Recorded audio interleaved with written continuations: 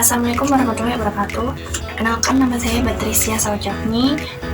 Nomor induk mahasiswa saya 206121204. Di sini saya akan menjelaskan tentang apa sih itu assessing reading, kemudian assessing grammar juga.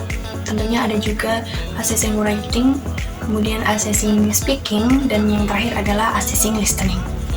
Okay? The first is assessing reading. Reading is a dynamic process in which the reader interacts with the text to construct meaning. Inherent in constructing meaning is the reader's ability to activate prior knowledge, use reading strategies, and adapt to the reading situation. Jadi, membaca itu adalah proses dinamis di mana pembaca itu berinteraksi dengan teks untuk membangun makna. Sifat yang permanen dalam membangun makna adalah kemampuan pembaca untuk mengaktifkan pengetahuan sebelumnya, kemudian menggunakan strategi membaca dan beradaptasi dengan situasi membaca. Jadi, assessing reading itu mempunyai 3 level. The first is literal comprehension is the most obvious comprehension. At this level involves surface meaning.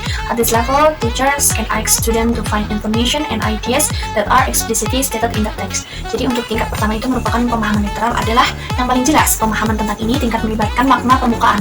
Pada tingkat ini, guru dapat meminta siswa untuk menemukan informasi dan juga gagasan yang secara eksplisit dinyatakan dalam bentuk teks. The second level is interpretive or referential comprehension.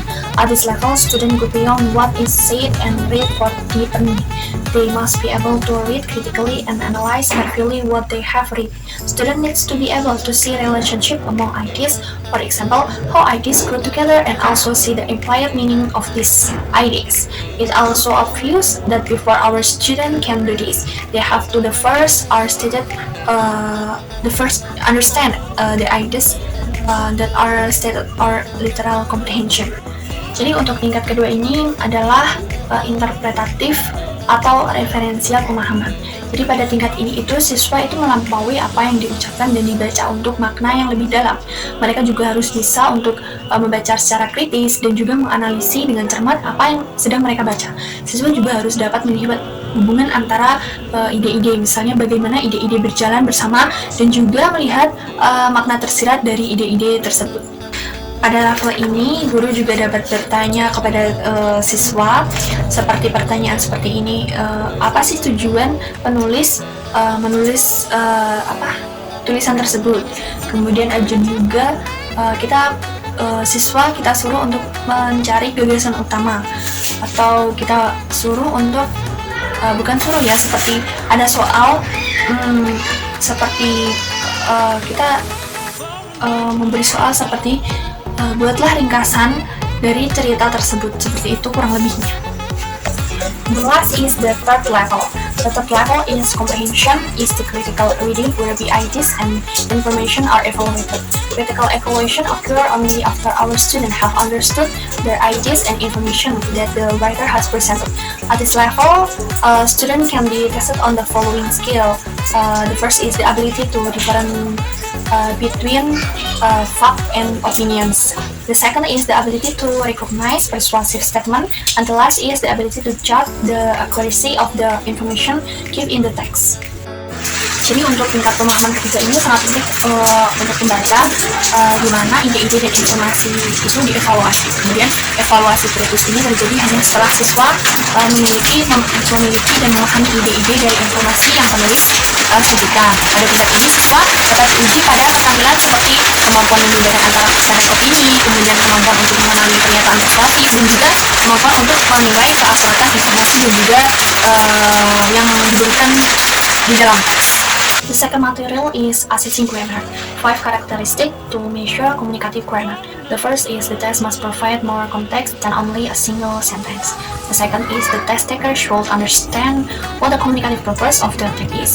The third is he or she should also know who the intent audience is. And the fourth is he or she must have to focus on meaning and not form to answer correctly. And the last is recognize is not sufficient. The test taker must be able to produce grammatical responses. Jadi, pada materi assessing grammar ini kita terus mengetahui 5 karakteristik untuk mengukur suatu tata bahasa komunikatif. Untuk yang pertama yaitu seperti tes harus memberikan lebih banyak konteks daripada hanya satu kalimat. Kemudian yang selanjutnya, peserta tes harus memahami apa tujuan komunikatif dari tugas tersebut. Kemudian kita juga harus tahu siapa audiens yang dituju. Kemudian yang keempat, kita harus fokus pada makna dan bukan bentuk untuk menjawab dengan benar, seperti itu. Kemudian yang terakhir adalah mengenali saja itu tidak cukup. Jadi peserta tes harus mampu menghasilkan respon gramatikal, seperti itu. The third material atau materi ketiga, kita akan membahas tentang assessing writing. Assessing writing itu mempunyai banyak sekali genre, seperti genres of writing. The first is academic writings. Academic writing, papers and general subject reports, essay, composition, academically focused journal, short answers, test responses, technical report. For example, is lab reports, thesis, and dissertation. The next is job-related writing. Message, example is message, letters, or email, or memo, like reports, evaluation, project reports, schedule, labels, scene and advertisement, announcement, and manuals. And the next is personal writing, is letter, emails, greeting cards, invitation, message, notes, calendar, entries, shopping list, reminder, financial document, tax form, notification. The next is from questionnaires, medical reports, immigration document, diaries, and personal journal and picture. And the third is categories of writing skill. The first is micro skill. Micro skill of writing are appropriately applied to primitive and intensive types of writing text. Jadi pada keterampilan mikro ini, menulis secara tepat diterapkan pada jenis tugas menulis yang meniru dan juga intensif. Kemudian macro skill writing are essential for the successful mastery of responsive and extensive writing. Pada keterampilan menulis makro ini sangat penting untuk keberhasilan penguasaan tulisan yang responsif dan juga extensive. Type of writing performance. The first is imitative. To product writing language, the learner must attain skill in the fundamental basic text of writing, letters, words, punctuation, and very brief sentence. Jadi pada kategori ini mencakup kemampuan untuk mengeja dengan benar dan juga memahami fonografem, korespondensi dalam sistem ejaan bahasa Inggris. Ini adalah level di mana peserta didik mencoba untuk menguasai mekanisme menulis. Pada tahap ini juga bentuk adalah yang utama, sedangkan konteks dan makna adalah perhatian sekunder. The next is intensive or controlled. Beyond the fundamental of imitative writing or skill in production, appropriate vocabulary within a context, collocation, and idiom, and correct grammatical features of the length of a sentence. Jadi makna dan konteks sangat penting dalam menentukan kebenaran dan juga kesesuaian. Tetapi sebagian besar penulisan tugas lebih peduli dengan fokus pada bentuk dan lare agak dikontrol secara ketat oleh desain penulis. The next is responsive assessment text require learners to perform at a limited discourse level, connecting sentence into a paragraph and creating a logically connected sequence of 2 or 3 paragraphs. The next is responsive assessment text require learners to perform at a limited discourse level, connecting sentence into a paragraph and creating a logically connected sequence of 2 or 3 paragraphs. Jadi tugas penilaian mengharuskan peserta didik secara terbatas menghubungkan kalimat ke dalam bentuk paragraf dan membuat urutan 2 atau 3 paragraf yang terhubung secara logis. The next is extensive. Extensive writing, simple, successful management of all the process and strategies of writing for a purpose up to the length of an essay, a term paper, a minor research, project report, or even a thesis. Jadi menulis ekstensif itu menyiratkan manajemen yang sukses dari semua proses dan strategi penulisan untuk semua tujuan hingga panjang, esai, makalah proyek, kemudian penelitian besar, laporan, atau bahkan tesis. The next material is assessing speaking. Basic type of speaking. The first is imitative.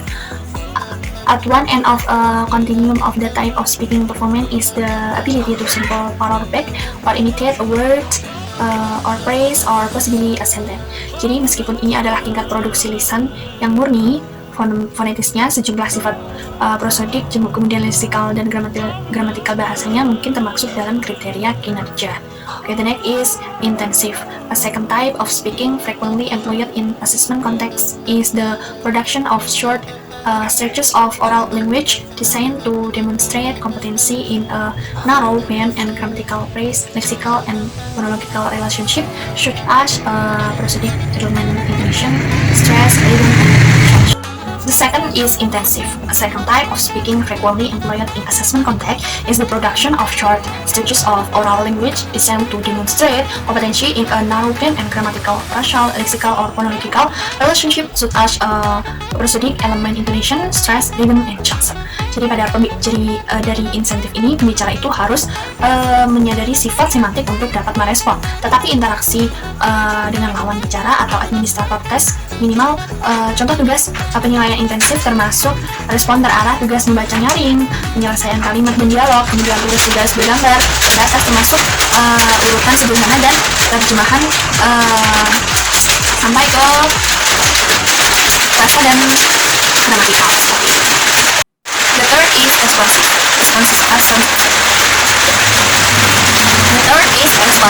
Responsive assessment explore interaction and philosophy, connection, but at the somewhat limited level of very short conversation, standard greeting, and small talk, simple request and comment, and the like. Jadi, tugas penilaian responsif termasuk interaksi dan tes pemahaman yang luas, tetapi pada tingkat pemahaman yang agak terbatas, jawaban yang sangat singkat juga sangat standar dan ciri bicara, permintaan dan juga komentar sederhana dan sejenisnya. The fourth is interactive. Beginners should be responsive and interactive. Speaking is in the length and complexity of the interactions, which sometimes include multiple exchange and or multiple participants. Jadi perbedaan antara responsif dan juga interaktif berbicara dalam panjang dan kompleksitas interaksi yang terkadang mencakup banyak perputaran dan atau berupa peserta. Okay, next is extensive atau monologue. Extensive oral production text includes speeches, oral presentation, and storytelling, during which the opportunity for oral interaction from listener is either highly limited, perhaps to non-verbal responses, or rules all together. Jadi, tugas produksi lisan yang luas meliputi pidato, kemudian lisan, kemudian presentasi, dan bercerita, di mana kesempatan untuk interaksi lisan dari pendengar adalah baik sangat terbatas, mungkin untuk tanggapan atau non-verbal atau diatur keluar sama sekali seperti itu. The next material is assessing listening.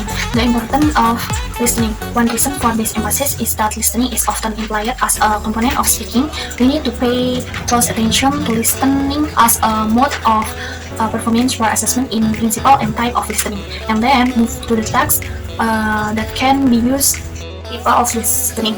Design appropriate assessment text in listening begins with the specification of objective or criteria. Thus, objective may be conceived in terms of several types of listening performance. Jadi merancang tugas penilaian yang tepat dalam menyenangkan dimulai dengan spesifikasi tujuan atau kriteria. Tujuan tersebut dapat diklasifikasikan menurut beberapa jenis kinerja dalam mendengarkan. Okay, next is types of listening. Intensive is phonemes, words, intonation. The next is responsive is greeting, comment, and question. And the next is selective is TV, radio, news item, and stories. The next is extensive is listening for the keys, the main idea, and making inference. Okay, I think that's enough for me. I will say thank you for your attention. Assalamualaikum warahmatullahi wabarakatuh.